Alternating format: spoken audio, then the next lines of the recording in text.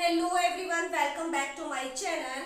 आप में से किसी एक बच्चे ने मुझे कमेंट किया था कि मैम कोपेन क्लासिफिकेशन करा दीजिए, तो चलिए मैं ले आई हूँ आपके लिए कोपेन क्लासिफिकेशन की एक वीडियो। ये जो कोपेन का क्लासिफिकेशन है ये जलवायु से संबंधित क्लासिफिकेशन है, जलवायु से संबंधित वर्गीकरण है जो कोपेन महोदय है। इन्होंने अपना ये वर्गीकरण जो प्रस्तुत किया था ये 1900 में दिया था और इसके बाद इसमें लगातार संशोधन होते रहे और इन्होंने 1918 में इसमें संशोधन किया और 1918 के बाद 1931 और 1936 में इन्होंने अपने इस सिद्धांत में परिवर्तन किया और इन्होंने इसमें तापमान और वाष्पीकरण या वर्षा से संबंधित जो आंकड़े हैं वो प्रस्तुत किए और इसके बाद 1953 में इनके इस वर्गीकरण में गीगर पोही नामक एक व्यक्ति है, गीगर पोही ने जो है इसका संशोधित रूप प्रस्तुत किया, जिसके कारण से इस वर्गीकरण को गीगर पोही वर्गीकरण के नाम से भी जाना जाता है। बेसिकली तो आप देखोगे कि कोपेन का जो ये जलवायु वर्गीकरण है ये तापमान और वर्षा पर आधारित ये जो वर्गीकरण है ये इन्होंने दिया है और इन्होंने जो है एक व्यक्ति थे कैंडोल नामक एक व्यक्ति थे, उन्होंने जो है 1874 में कुछ वनस्पति मंडल दिए थे और जिसके को आधार मानते हुए ही कोपेन महोदय ने अपना ये पूरा सिद्धांत जो है वो प्रस्तुत किया था। और जो कैंडोल थे, इस कैंडोल ने वनस्पति मंडल जो दिए थे वो दिए थे, सबसे पहला जो इनका वनस्पति मंडल था ये था मेगाथर्मल। दूसरा जो इनका जो वनस्पति मंडल था ये था जेरोफाइटिक वनस्पति मंडल। तीसरा इन्होंने दिया था मेसोथर्मल।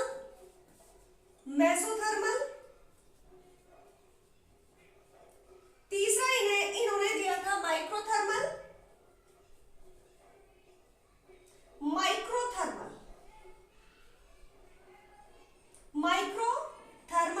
और पांचवा इन्होंने जो वनस्पति मंडल बताया था ये दिया था हेकिस्टोथर्मल।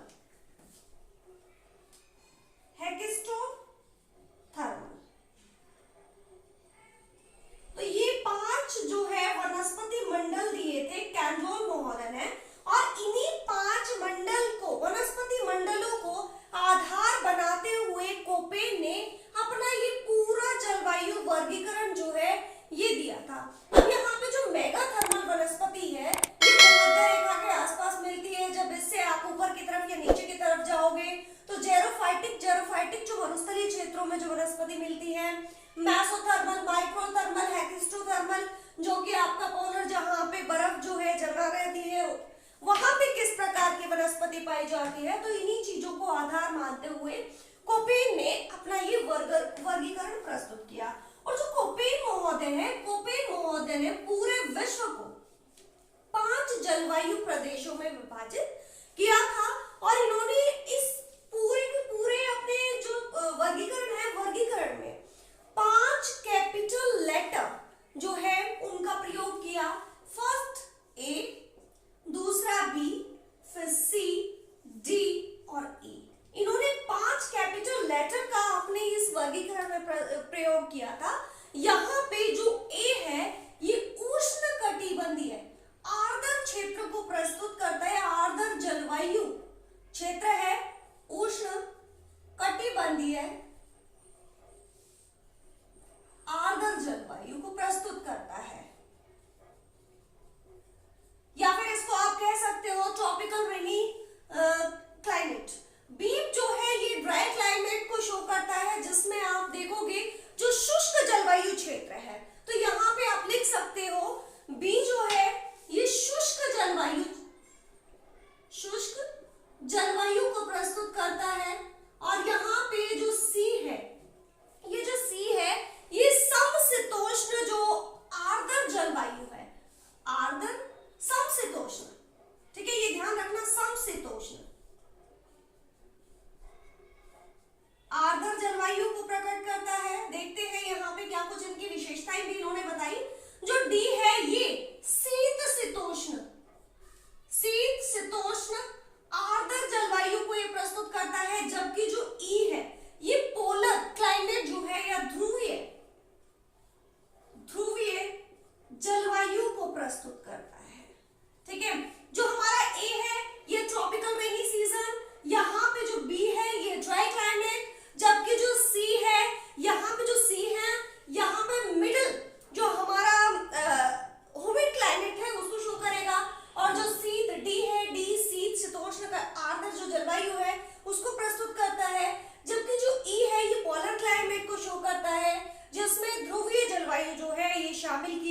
है।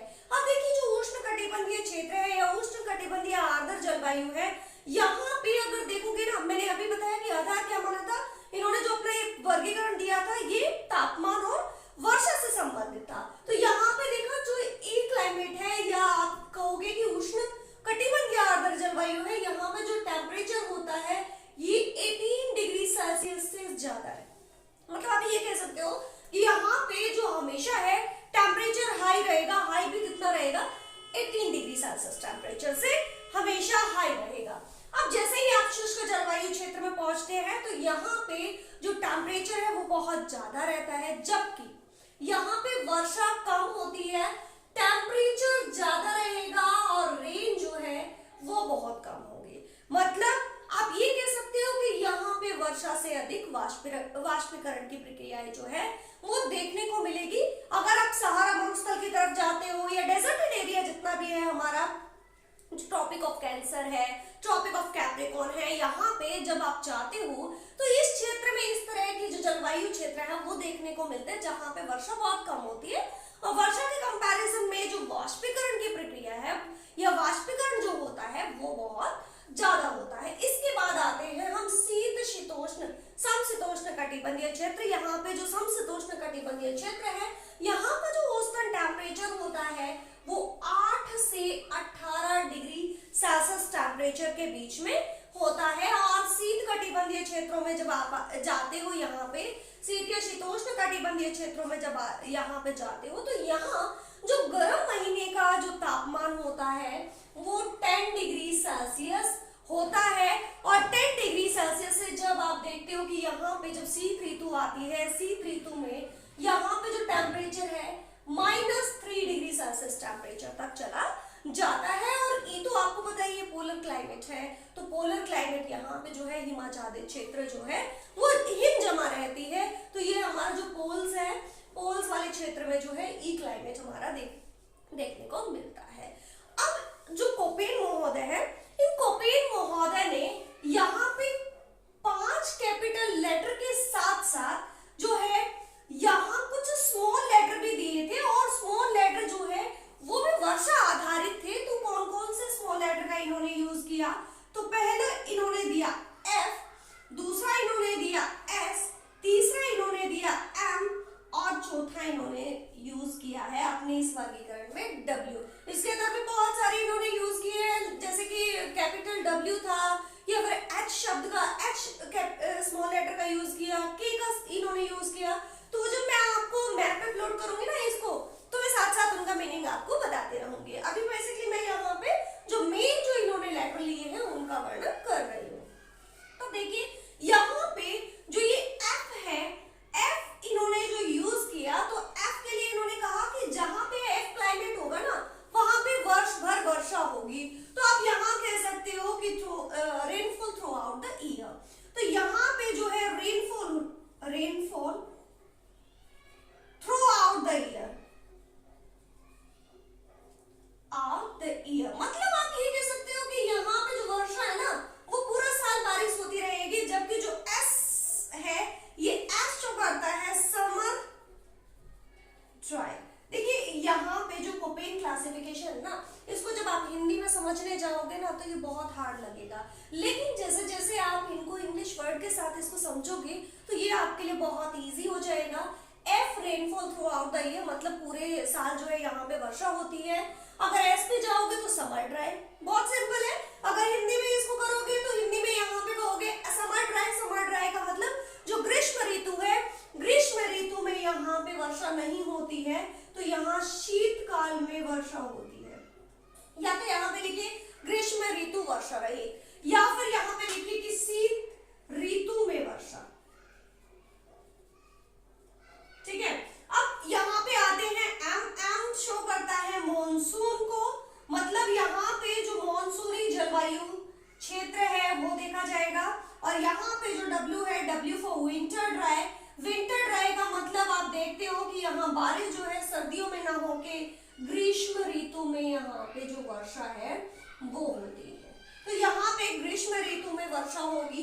तो यहाँ देखिए जो आपका कोपेन है, कोपेन ने 5 कैपिटल लेटर का यूज किया। और इसके अंदर देखिए चार जो स्मॉल लेटर हैं जिसमें एफ एस एम डब्ल्यू का इन्होंने प्रयोग किया है। अब यहाँ पे देखिए जो कोपेन महोदय है, कोपेन महोदय ने ए को भी अलग अलग जलवायु प्रकारों में विभक्त किया और ये टोटल जिनकी संख्या 11 थी। तो चलिए देख लेते हैं किस तरह से जो कोपेन महोदय हैं, कोपेन महोदय ने कैपिटल लेटर प्लस में जो हमारे स्मॉल लेटर हैं इनका यूज करते हुए किस तरह से जलवायु को या किस तरह से जलवायु प्रकारों में विश्व को विभाजित किया।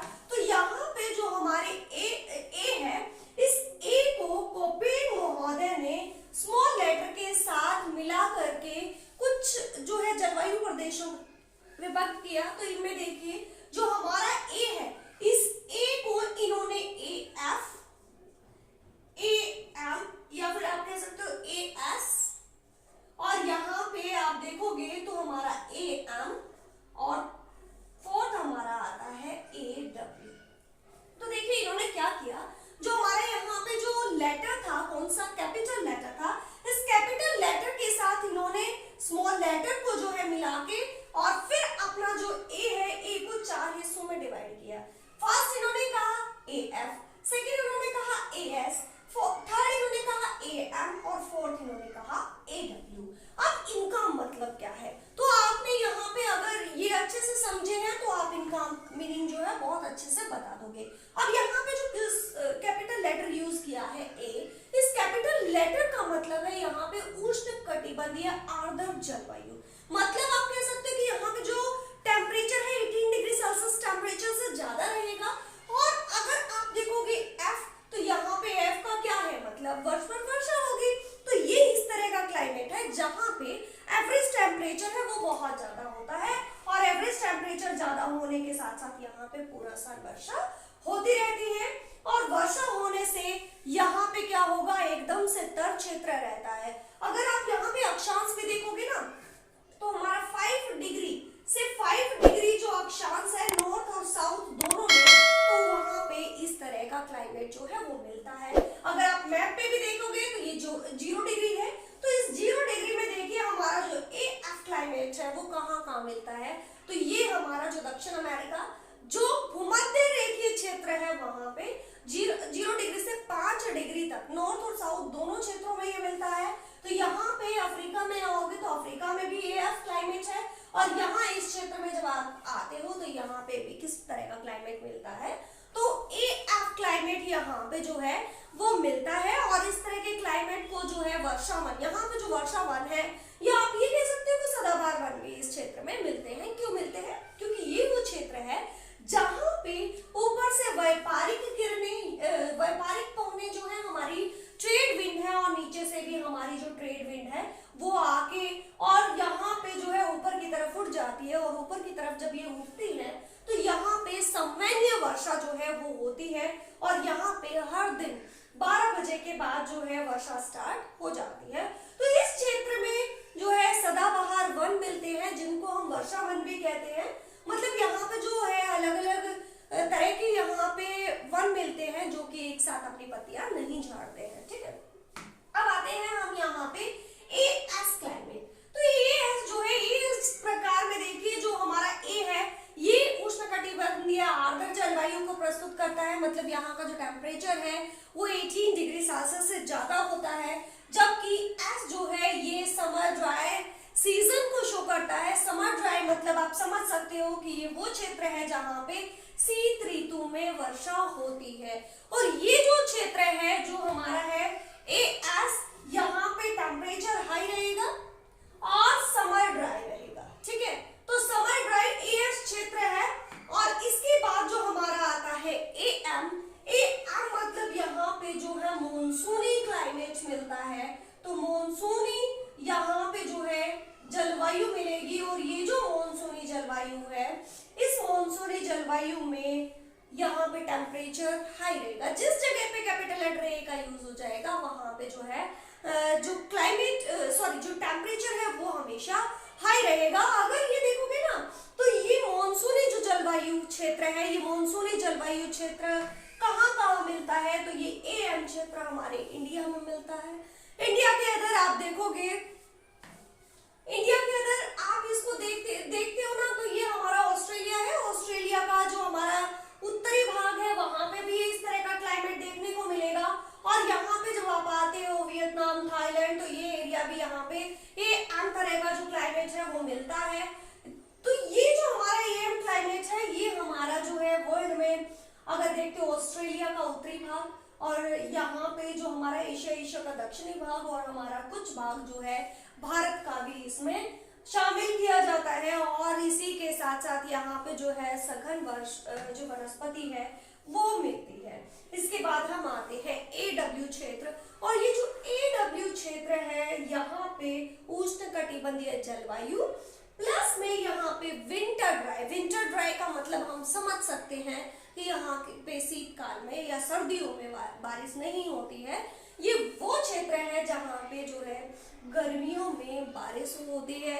और ये जो AW क्षेत्र है ये हमारा जो सवाना जलवायु है उस सवाना जलवायु को प्रस्तुत करता है। और जो हम देखते हैं ना हमारी जो अर्थ है इस अर्थ पर 0 डिग्री से 5 डिग्री तक कौन सा AF, ठीक है। और जैसे आप 5 से ऊपर की तरफ जाते हो तो 5 to 30, हालांकि इसमें अगर आप देखोगे तो ये देखिए बहुत ज्यादा ऊंचा मैं यहाँ पे ले गई हूँ। तो ये देखिए जो 0 है 0 से 5 तक जो है यहाँ पे AF, और 5 से जब आप 30 डिग्री जो हमारा अक्षांश है 30 डिग्री नॉर्थ एंड साउथ की तरफ जब आप जाते हो तो 30 डिग्री नॉर्थ एंड साउथ की तरफ आप देखते हो तो AW टाइप क्लाइमेट यहाँ पे मिलता है। तो अब यहाँ पे देखिए जो हमारा अफ्रीका है, अफ्रीका का नॉर्दर्न पैच है, और इसके अंदर आप देखोगे तो हमारा यहाँ पे जो दक्षिण अमेरिका है, दक्षिण अमेरिका को कुछ भाग इसमें शामिल किया जाता है।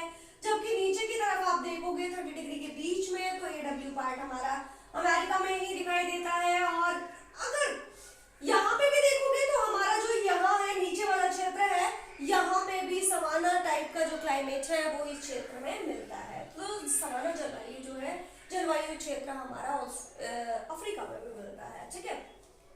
इसके बाद देखिए ये तो हो गया है कैपिटल लेटर F और स्मॉल लेटर जो हमारे कुछ दिए गए हैं, इसको मिला के A को किस प्रकार से डिवाइड किया। अब आते हैं हम B पर। तो जो हमारा B क्लाइमेट है, B जो कैपिटल लेटर है, इसको लेते हुए जो हमारे कोपेन मोहन है इन्होंने उसको किस तरह से डिवाइड किया है। तो यहां से इन्होंने लिया है कैपिटल लेटर B, ठीक है। अब नीचे से इन्होंने लिया है B के साथ यहाँ पे BW और नीचे BS। देखिए जो हमारे कोपेन महोदय हैं इन्होंने B को दो जलवायु भागों में जो है डिवाइड किया, BW एंड BS। अब देखिए जो BW है, अब क्योंकि हमने देखो कैपिटल लेटर पढ़े थे, ये भी कैपिटल लेटर है, कैपिटल लेटर हमने पढ़े, लेकिन इनमें W और S का कोई जिक्र नहीं था। लेकिन इन्होंने जलवायु B को डिवाइड करते हुए क्योंकि जो B है, B हुए जो हमारा ड्राई क्लाइमेट है, इसको डिवाइड करते हुए उन्होंने कैपिटल W और कैपिटल S का वर्ड जो है यूज किया। और W इन्होंने डेजर्टेड रीजन के लिए किया है और S इन्होंने जो हमारे स्टेपी रीजन है, स्टेपी रीजन के लिए इन्होंने इसका यूज किया है। और इन्होंने जो है BW को भी दो हिस्सों में डिवाइड किया, BWH और BWK। तो इन्होंने BW को दो हिस्सों में डिवाइड किया, BWH एंड BWK। इसी तरह से इन्होंने जो है यहाँ पे BS को भी दो हिस्सों में डिवाइड किया, BSH, और दूसरा इन्होंने कहा BSK, ठीक है। तो स्मॉल लेटर H और K, H means hot climate, ठीक है, और K4 आप ले सकते हो कोल्ड। मतलब यहाँ पे जो H है ये हमारा जो है डेजर्टेड रीजन है जहाँ पे हॉट क्लाइमेट होता है, और जो हमारा K है ये हमारा जो है कोल्ड क्लाइमेट को शो करता है। तो यहाँ पे आप देखिए जब हम BWH क्षेत्र की तरफ जाते हैं, BW जो ये क्षेत्र है यहाँ पे जो टेम्परेचर होता है ये 18 डिग्री सेल्सियस टेम्परेचर से ज्यादा होता है, क्योंकि मैंने आपको बताया ये हॉट क्लाइमेट है। मतलब यहाँ पे आप ले सकते हो मरुस्थलीय क्षेत्र से इसका संबंध जो है वो ले सकते हो। इसके बाद आते हैं BWK। ये जो BWK है ये कोल्ड क्लाइमेट को शो करता है, K मतलब कोल्ड। तो यहाँ पे जो है मध्य अक्षांशीय क्षेत्र जो है वो आ जाएगा, और जहां पे जो टेम्परेचर देखिए यहाँ पे हॉट है तो 18 डिग्री सेल्सियस टेम्परेचर है, 18 डिग्री सेल्सियस टेम्परेचर से भी ज्यादा है, जबकि BWK में 18 डिग्री सेल्सियस टेम्परेचर से लो टेम्परेचर यहाँ पे जो है वो होता है। इसके अगर आप देखिए ये तो हमारा था डेजर्टेड रीजन का, क्योंकि BW किसको शो कर रहा है, डेजर्टेड रीजन को शो कर रहा है, रेगिस्तानी क्षेत्र को शो कर रहा है। जबकि यहाँ पे हम आते हैं BS, तो BS क्षेत्र जो है ये हमारा स्टेपी रीजन को शो करता है, और स्टेपी रीजन में आप देखिए तो यहाँ पे जो BSH है ये स्टेपी रीजन है, लेकिन स्टेपी रीजन में कैसा, हॉट क्लाइमेट, जबकि BSK है, ये जो BSK है ये भी स्टेपी रीजन्स को शो करता है। और यहाँ पे जो BS है इसको मध्य अक्षांशीय स्टेपी जलवायु, जहाँ पे जो टेम्परेचर है 18 डिग्री सेल्सियस से यहाँ पे ज्यादा होता है, BSK यहाँ पे 18 डिग्री सेल्सियस टेम्परेचर से कम टेम्परेचर होता है, और यहाँ पे उष्णकटिबंधीय जलवायु जो है वो मिलती है। अब देखिए मैप पे इसको देख लेते हैं, तो यहाँ पे BWH मतलब 18 प्लस टेम्परेचर यहाँ पे रहेगा, ठीक है। तो ऐसा कौन सा क्षेत्र है हमारे इस वर्ल्ड में जहाँ पे जो टेम्परेचर है BWH मतलब 18 डिग्री सेल्सियस टेम्परेचर से ज्यादा रहता है। और मैंने यहाँ पे जब ये पढ़ा तो उस टाइम पे मैंने आपको बताया था कि यहाँ पे जो वाष्पीकरण है वो वर्षा से ज्यादा होता है।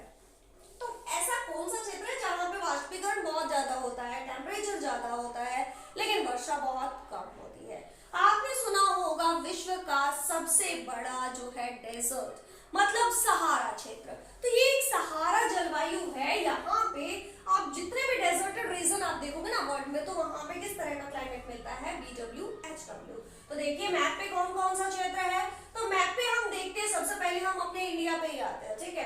तो इंडिया में देखिए BWH क्षेत्र कहाँ पे है, तो हमें पता है कि हमारा जो कुछ हिस्सा यहाँ पाकिस्तान के का भी इसमें शामिल किया जाता है, और थार डेजर्ट जो है वो वहां पे जो है BW क्लाइमेट यहाँ पे मिलता है। और जब आप यहाँ पे आते हैं ना अरेबियन जो मरुस्थल है, अरब मरुस्थल की तरफ भी आपका BWH जो है टाइप का क्लाइमेट यहाँ पे मिलता है।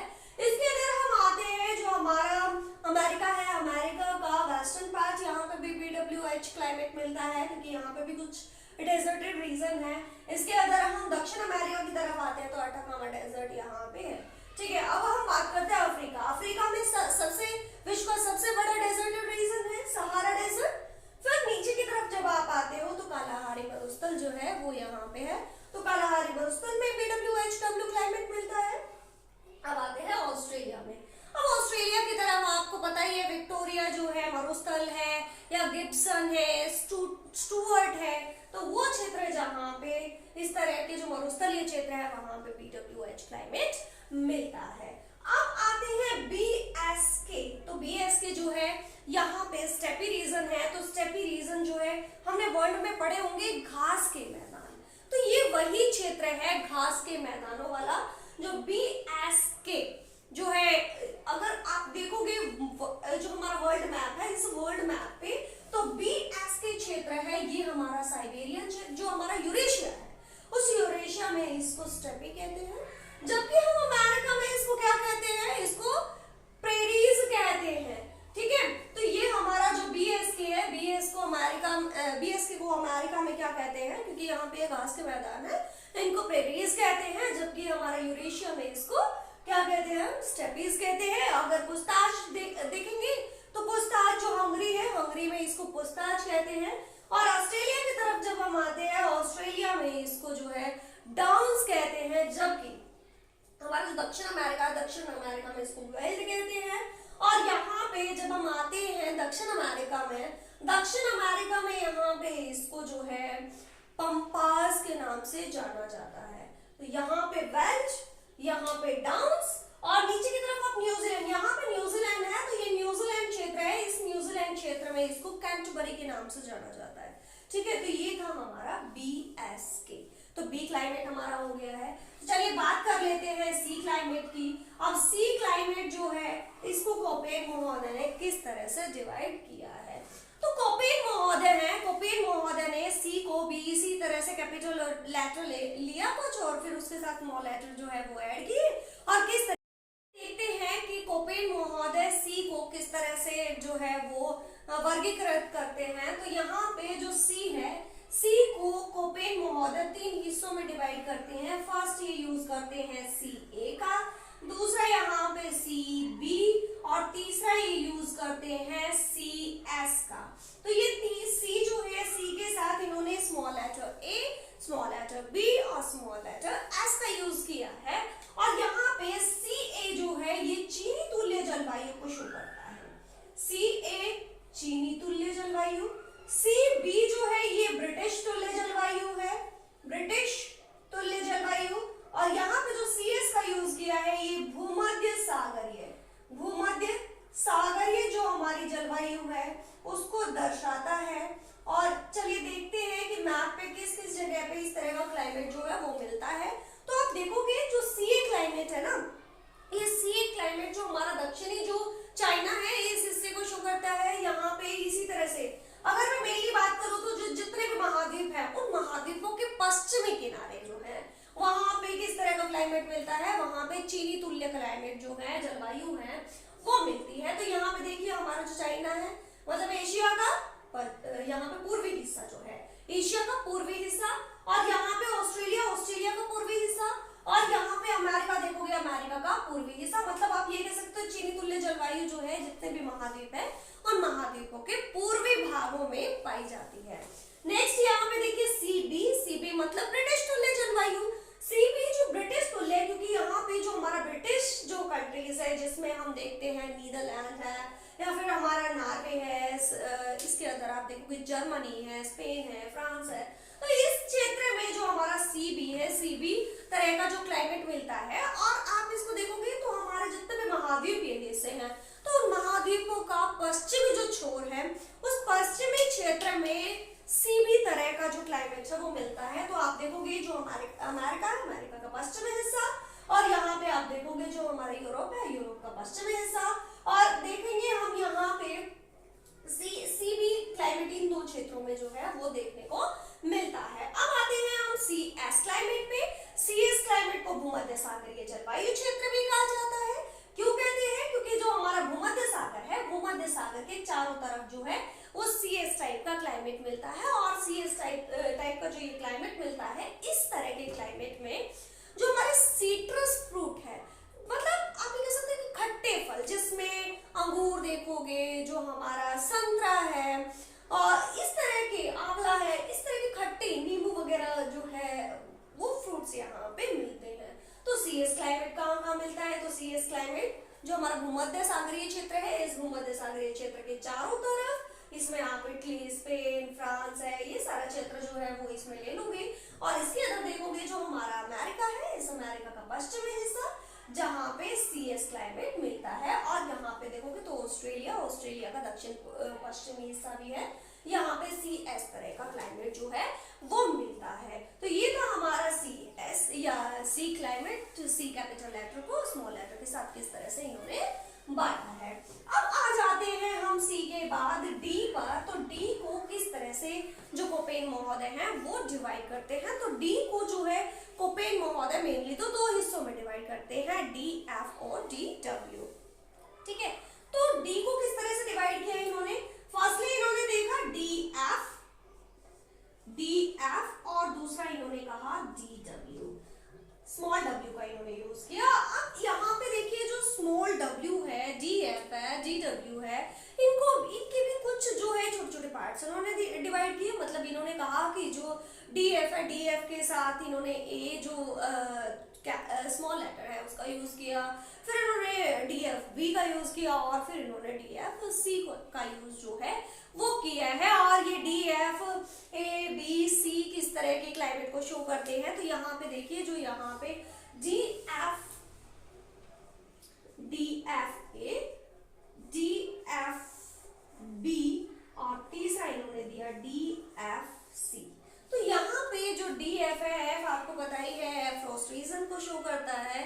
लेकिन क्योंकि यहाँ पे जो हमारा डी क्षेत्र है ये शीतकटिबंधीय क्षेत्र है, तो यहाँ पे जो टेम्परेचर होता है वो गर्मियों का जो टेम्परेचर होता है 10 डिग्री सेल्सियस से ज्यादा होता है, जबकि सर्दियों में यहाँ पे जो टेम्परेचर होता है वो 3 डिग्री सेल्सियस से कम होता है तो यहाँ पे लंबी ग्रीष्म ऋतु जो DFA है यहाँ पे लंबी ग्रीष्म ऋतु होती है, जबकि यहाँ पे आप नीचे की तरफ आते हो DFB, तो DFB में जो है लंबी व शीत ग्रीष्म ऋतु होती है। ठीक है, तो यहाँ पे क्या होता है, लंबी और शीत ग्रीष्म ऋतु होती है। इसके अगर जब यहाँ पे आप आते हो ना DFC में, तो इस DFC में जो छोटी ग्रीष्म ऋतु है वो देखने को मिलती है। अब आ जाते हैं DW के ऊपर। तो DW जो है, DW को इन्होंने जो है 4 हिस्सों में डिवाइड किया, DWA, DWB, DWC और DWD इन्होंने जो है वो यूज किया। तो ये देख लीजिए DWA,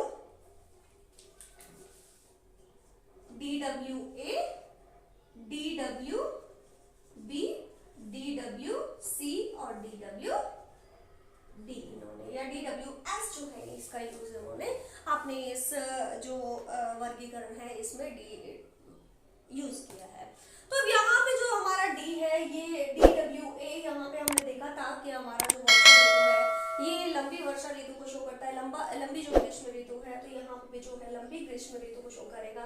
यहाँ पे जो DW है, W को मतलब आप सबको पता है कि विंटर ड्राई है। विंटर ड्राई का मतलब यहाँ पे सर्दियों में बारिश नहीं होती है। बारिश कब होती है, ग्रीष्म ऋतु में यहाँ पे बारिश होती है। तो ये जो हमारा DW है यहाँ पे क्या होगा, विंटर ड्राई सीजन देखने को मिलेगा। और विंटर ड्राई सीजन के साथ साथ अगर आप देखोगे तो DWA जो है महाद्वीपीय क्लाइमेट को शो करता है, और यहाँ पे भी DWA जो है महाद्वीपीय जलवायु है। और इसके साथ साथ आप देखोगे तो यहाँ का टेम्परेचर कैसा रहता है, तो यहाँ पे जो है 10 डिग्री सेल्सियस टेम्परेचर से ज्यादा रहता है गर्मियों में, जबकि सर्दियों में यहाँ का टेम्परेचर जो है -3 डिग्री सेल्सियस टेम्परेचर पहुंच जाता है। अब चलिए बात करते हैं D के बाद लास्ट जो हमारा आता है वो आता है E क्लाइमेट। अब देखिए जो E क्लाइमेट है, इस E क्लाइमेट को ये 2 हिस्सों में डिवाइड करते हैं, ET और EF। अब देखिए जो ET है ये टैगा क्षेत्र को प्रस्तुत करता है, जबकि जो EF क्षेत्र है ये किस तरह के जलवायु क्षेत्र को प्रस्तुत करता है, ये टुंड्रा रीजन को शो करता है। ठीक है, अब टुंड्रा टैगा मतलब जो हमारा पोलर रीजन है ना, क्योंकि यहाँ पे जो ई है इसका यूज ही किसके लिए किया था, पोलर रीजन के लिए किया था। तो ये पोलर रीजन पे इस तरह का क्लाइमेट जो मिलता है। और यहाँ पे जो है आप देखोगे जो ET है, ये ET टुंड्रा क्षेत्र है, और टुंड्रा क्षेत्र और EF जो है ये टैगा क्षेत्र है। तो टुंड्रा क्षेत्र मतलब वो क्षेत्र जहाँ पे जो है टेम्परेचर ज्यादा होता है, कम होता है, लेकिन यहाँ पे जो है टेम्परेचर 10 डिग्री सेल्सियस से क्या होता है, कम होता है, लेकिन 0 डिग्री सेल्सियस टेम्परेचर से क्या होगा, ज्यादा। मतलब आप ये कह सकते हो यहाँ हमेशा बर्फ जमा नहीं रहती है। लेकिन EF क्षेत्र में आप देखोगे कि हमेशा हिमाचल क्षेत्र रहता है, जो टेम्परेचर होता है वो हमेशा 0 डिग्री सेल्सियस टेम्परेचर से कम रहता है। मतलब ये जो क्षेत्र है यहाँ पे हमेशा बर्फ जमा रहती है। अब ये था हमारे कोपेन महोदय का जो जलवायु क्लाइमेट, और जलवायु क्लाइमेट में इन्होंने 5 कैपिटल लेटर का यूज किया था, और जो है कुछ स्मॉल लेटर का इन्होंने यूज करते हुए हमारा जो पूरी पृथ्वी है, पूरी पृथ्वी को जो है कुछ जलवायु भागों में, जिसमें आप 5 मेन कह सकते हो और 11 छोटे जलवायु क्षेत्रों में इन्होंने विभाजित किया था। आई होप कि आपको अच्छे से समझ आया होगा। अगर आपको ये जो टॉपिक है वो समझ नहीं आया तो इस वीडियो को दोबारा से देख लीजिए, क्योंकि ये ऐसा टॉपिक है जो बहुत आसानी से सबको समझ नहीं आता है। इस वीडियो को आपको बिना स्किप किए लगातार इसको देखना होगा, तभी आपको समझ आएगा। तो आई होप कि आप इसको दोबारा से देखोगे। अगर आपको पहली बार में समझ नहीं आता है तो इसी के साथ मैं आपसे विदा लेना चाहूंगी। तो मिलते हैं नेक्स्ट वीडियो में, तब तक के लिए धन्यवाद।